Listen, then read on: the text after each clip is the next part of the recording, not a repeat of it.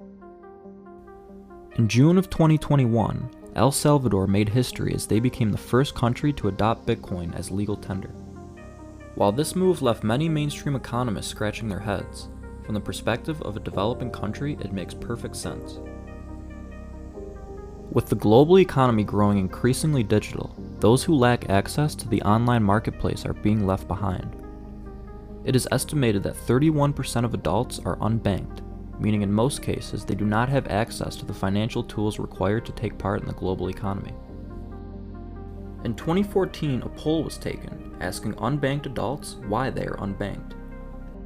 Some of the reasons given include lack of trust, cannot get an account, lack of necessary documentation, financial institutions are too far away, and I don't have enough money.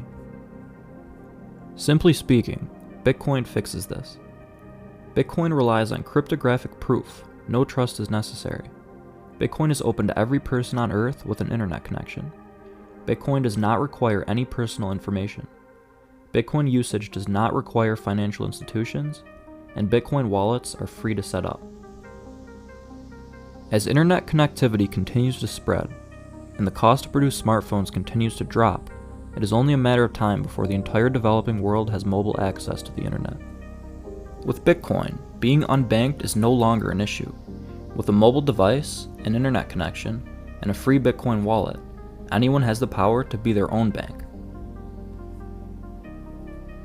There are three main areas in which Bitcoin adoption will greatly improve the quality of life in developing countries. Many families in developing nations rely on remittances for survival. According to an Allied Market Research report, the global remittance industry was estimated at $680 billion in 2018.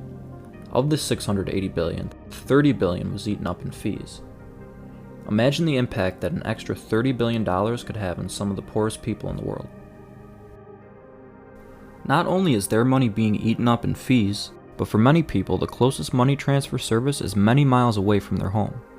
Receiving funds may require a full day's worth of travel, costing time and even more money. To top it off, in many countries, money transfer institutions are often some of the most dangerous places, as customers leaving the buildings are often targeted by gangs and thieves.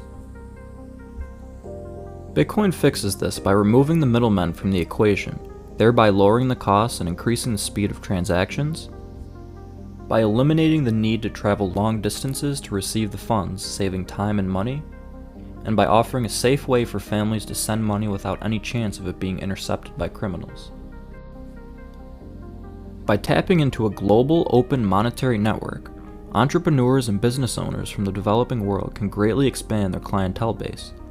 Software engineers, graphic designers, and virtual assistants can begin to offer their services anywhere on Earth, including to wealthy countries who will pay generously for their services. This money can then be reinvested in the local economy, spurring growth in other industries. A major issue facing developing nations is what is referred to as the brain drain, or highly skilled workers leaving their home country in favor of a country with superior employment opportunities.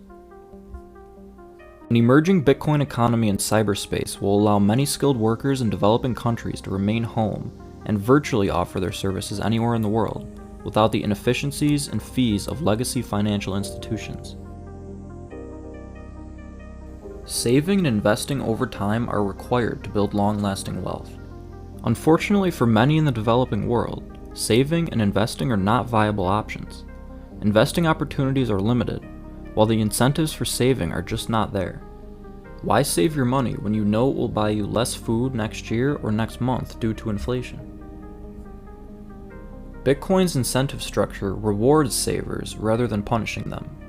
Despite its volatility, holding Bitcoin for 1 year has been profitable 80% of the time, 2 years has been profitable 90% of the time, 3 years has been profitable 97% of the time, and holding for at least 4 years has been profitable 100% of the time. From a long-term perspective, Bitcoin's volatility is irrelevant. This can be contrasted to fiat currencies in the developing world, which promise at least a small loss of purchasing power every year. By utilizing Bitcoin, money that rewards saving, Citizens in the developing world will finally be able to lay the groundwork for building generational wealth. There are many difficult issues facing developing countries throughout the world.